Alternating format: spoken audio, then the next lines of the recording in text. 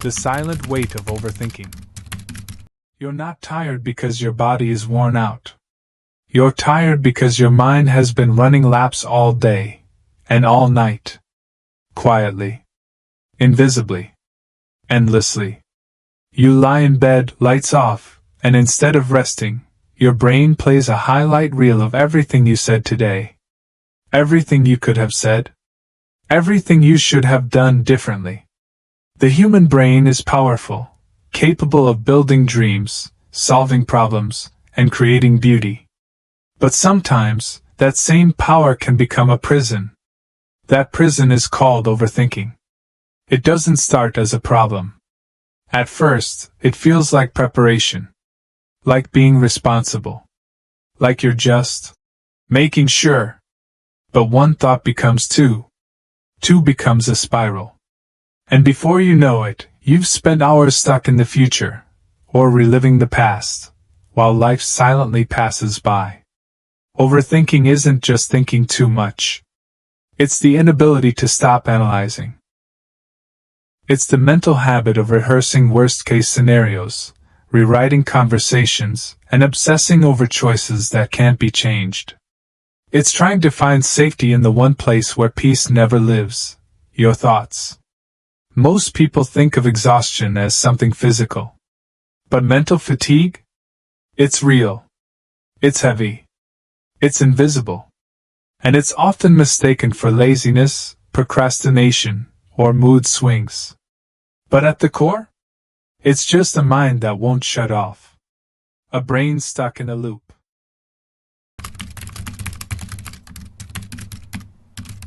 Let's be clear. Overthinking isn't a personal failure. It's not a weakness. It's a very human coping mechanism, wired into your biology. Your brain is designed to protect you. So it scans for danger. It reviews everything. It tries to predict, prevent, prepare. But the modern world doesn't match our ancient wiring. Your ancestors used overthinking to survive, planning their next move, anticipating threats, reading people's behavior to avoid conflict. But today, that same mental pattern might be replaying a one-sentence text message for 3 hours. Or worrying for days about something that hasn't happened, and probably never will. Overthinking happens to everyone. But for some, it becomes a chronic condition, fueling anxiety, disturbing sleep, and robbing them of peace. If this sounds like you, you are not alone. And more importantly, you are not broken. This voice in your head? It isn't you. It's just noise. And like any noise, it can be turned down. But to do that, you need awareness. You need tools. You need practice. And above all, you need compassion. So, what are we doing here? This is not just a video. This is a space, a pause button for your mind. For the next 29 minutes, this will be your sanctuary. A guided path away from the noise. We'll explore what overthinking really is, why it happens, and most importantly, how to gently release it. Not force it. Not fight it. But let it go. There will be stories. Insights. Reflections. But more than that, there will be space. Space for silence. Space to breathe. Space to reconnect with the part of you that exists beyond thought. We'll slow down. We'll soften the body. We'll calm the breath. And little by little, you'll remember something important. That peace is not found in fixing every thought. It's found in watching them. It's found in detaching from them. It's found in being here, in this breath, in this moment. Think about how many times you've rewatched a conversation. That one thing someone said. The way they looked at you. The awkward pause. The way you laughed too loudly. Or didn't laugh at all. You replay it. Over. And over. And over. Until your brain convinces you that something's wrong. With them. or worse, with you. This is the mental movie we live in. Except we don't control the remote. We don't hit play. We don't choose the scenes. And we rarely, if ever, press pause. It just plays. On loop. All day. Even in our sleep. And you know the strangest part? Most of the things we overthink never happen. We fight battles in our minds that we'll never face in real life. We suffer twice, once in reality, and once in our imagination. Why? Because the brain hates uncertainty. It would rather create a painful story than sit in not knowing. It would rather imagine a worst-case scenario than wait patiently to see what actually unfolds.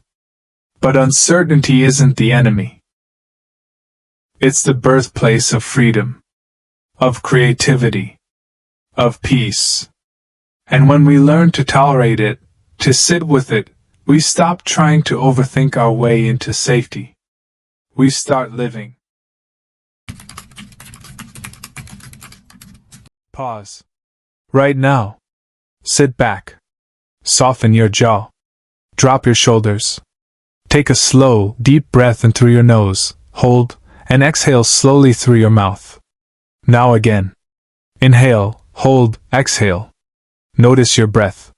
It's happening right now. You don't have to think about it. Your body already knows what to do. That's the wisdom underneath the thinking. That's the intelligence beyond the mind. You are already grounded. Already present. You just forgot, because the thoughts were too loud. Let's clear up a myth. The goal isn't to stop thinking. That's impossible. The mind thinks like the lungs breathe. It's what it does. You can't force it to stop. But you can change your relationship with it. Instead of believing every thought, you observe it. Instead of clinging to every worry, you watch it pass. Instead of reacting, you choose to respond. With calm. With care. With clarity. That's what we're here to practice. And with practice, you'll discover something profound. Your thoughts don't control you. You are not your thoughts. You are the one who notices them. And that is your power. The story and science behind the spiral. A woman in her early 30s, who works in a busy office. She's intelligent, kind, and thoughtful, but some nights she lies awake in her small apartment, staring at the ceiling, wide-eyed. She replays a meeting from earlier that day. The way her manager looked when she spoke. The email she sent afterward. Did she sound confident? Or did she seem unsure? Did she say something wrong? Did she offend someone without realizing? Sarah's heart races. Her mind spins. She feels small in a world that feels too big. This is overthinking in action, a mental trap many know all too well. To understand her struggle, we need to look at how the brain works. Your brain is a prediction machine. It constantly collects data from your environment, processes your experiences, and tries to forecast what might happen next. This ability helped our ancestors survive threats and dangers. But in today's world, it often backfires.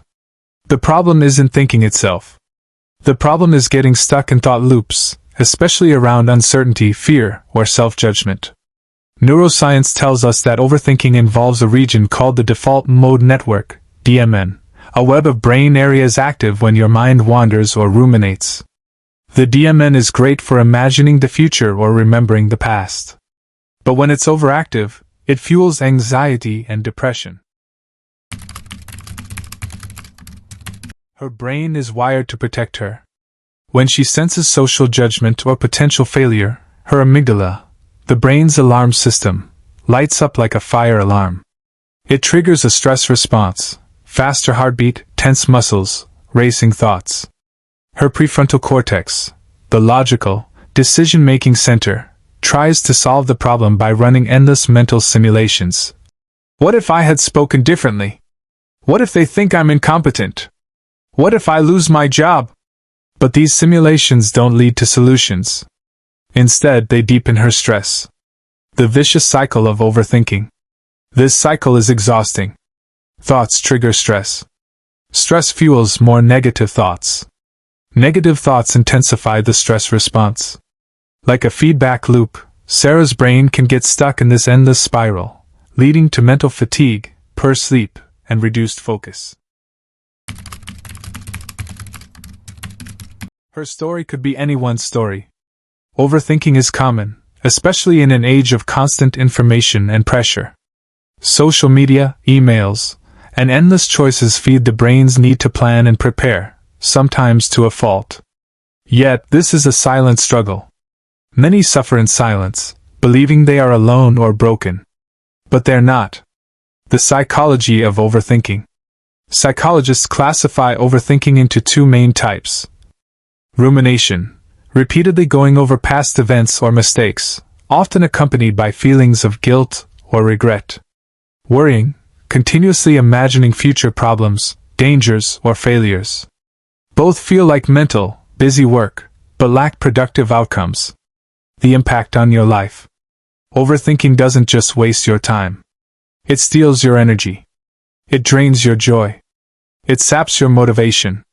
You may feel stuck, unable to make decisions, afraid of taking risks, or trapped in a web of self-doubt. The first step, awareness. Before you can change anything, you need to notice what's happening. Awareness is the flashlight in the dark. When your mind starts racing, pause. Ask yourself, what am I thinking about right now? What emotions do these thoughts bring up? Where do I feel tension in my body? Simply noticing without judgment is powerful.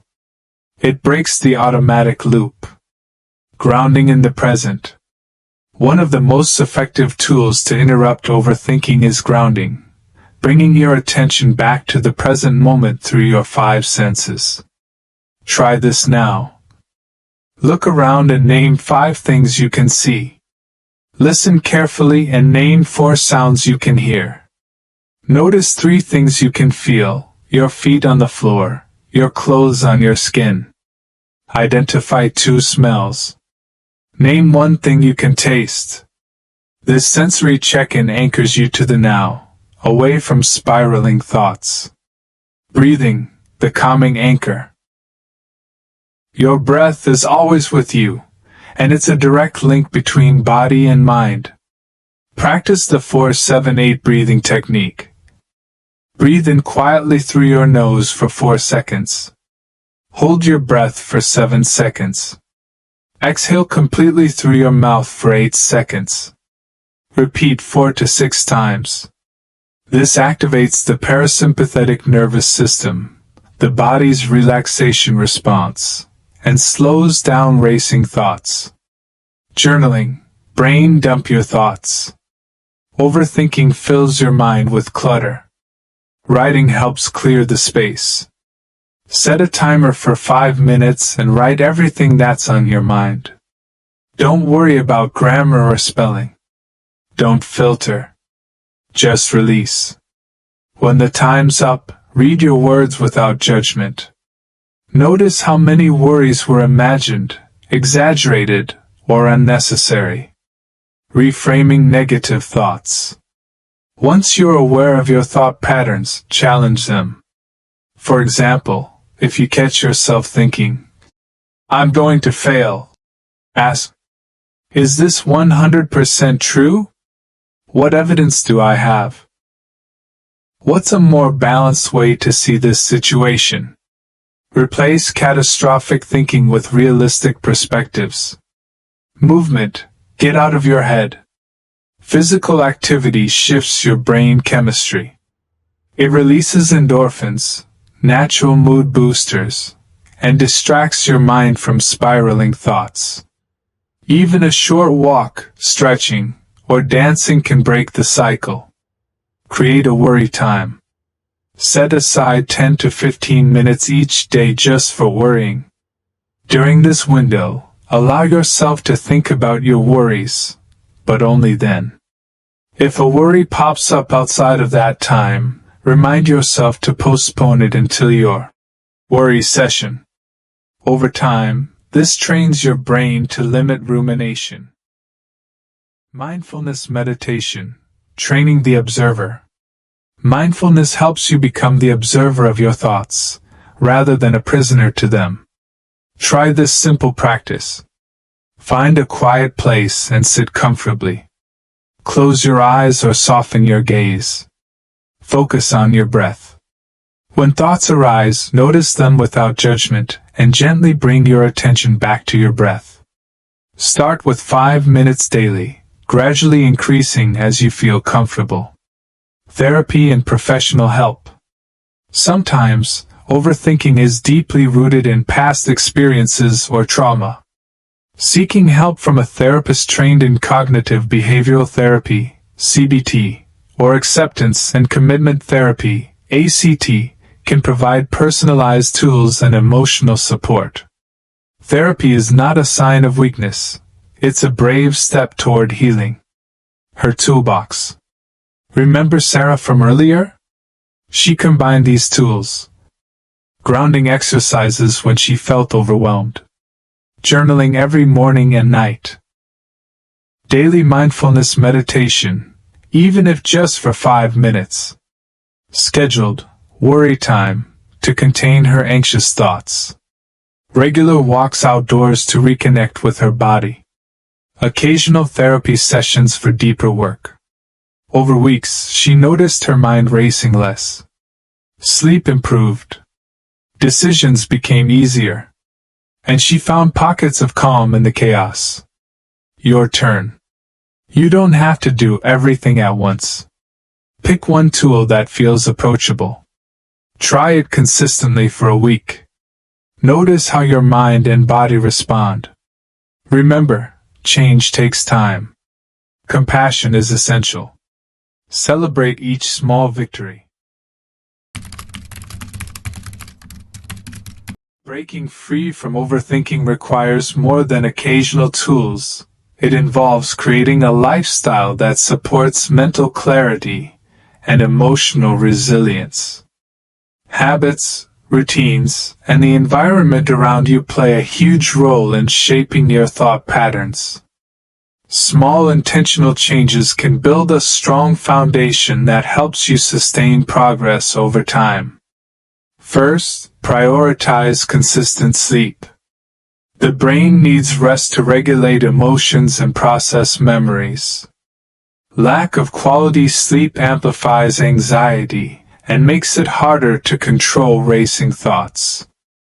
Develop a calming bedtime routine. Turn off screens at least an hour before sleep. Avoid caffeine late in the day, and create a dark, cool, and quiet space. Even small improvements in sleep quality can drastically reduce overthinking. Next, focus on nutrition and hydration. What you eat affects your brain chemistry and energy levels. Foods rich in omega-3 fatty acids, antioxidants, and vitamins support cognitive function and mood stability. Staying hydrated also keeps your mind sharp and reduces feelings of stress. Avoid excessive sugar and processed foods, which can trigger mood swings and foggy thinking. Physical activity isn't just good for your body, it's vital for your brain. Regular exercise releases neurotransmitters like dopamine and serotonin, which elevate mood and promote relaxation. Find activities you enjoy, walking, yoga, cycling, or dancing, and make movement a joyful part of your routine.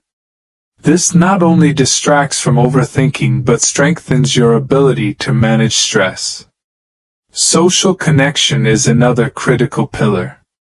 Isolation can worsen rumination, while supportive relationships provide perspective and comfort. Surround yourself with people who listen without judgment and encourage your growth. It's okay to set boundaries with individuals who fuel your anxiety or negativity. Remember, quality matters more than quantity when it comes to friendships. Creating digital boundaries is equally important. Technology, especially social media, floods the mind with constant information, often triggering comparison and self-doubt. Schedule specific times to check emails and social media, and take regular breaks from screens. Consider turning off non-essential notifications to reduce distractions. A mindful digital diet helps your mind rest and regain control. Incorporating regular mindfulness or meditation practice into your daily routine reinforces the calm you cultivate during intentional exercises. Even 5 minutes a day of focused breathing or body scans can train your brain to handle stress more effectively, making it less likely to spiral into overthinking during unexpected challenges. Another useful habit is setting realistic goals and priorities. Overthinking can stem from feeling overwhelmed by too many choices or pressures to be perfect. Break larger tasks into manageable steps, celebrate small wins, and practice saying no when necessary. Clarity about your priorities helps reduce mental clutter and decision fatigue. Journaling can also be transformed into a daily habit beyond brain dumps. Use it to track your progress, note what triggers overthinking, and reflect on moments of calm and success. Over time, you'll develop greater insight into your patterns and build confidence in your ability to manage them. Finally, consider cultivating a gratitude practice as a daily ritual. Taking a moment to acknowledge what you appreciate, no matter how small, rewires your brain toward positivity and reduces the tendency to fixate on worries. Gratitude and kindness to yourself and others foster emotional balance and resilience. Building these healthy habits and creating a supportive environment is a gradual process. It requires patience and self-compassion. But each intentional step you take weaves a safety net for your mind, catching it before it falls into the trap of overthinking and lifting you toward a steadier, calmer state of being.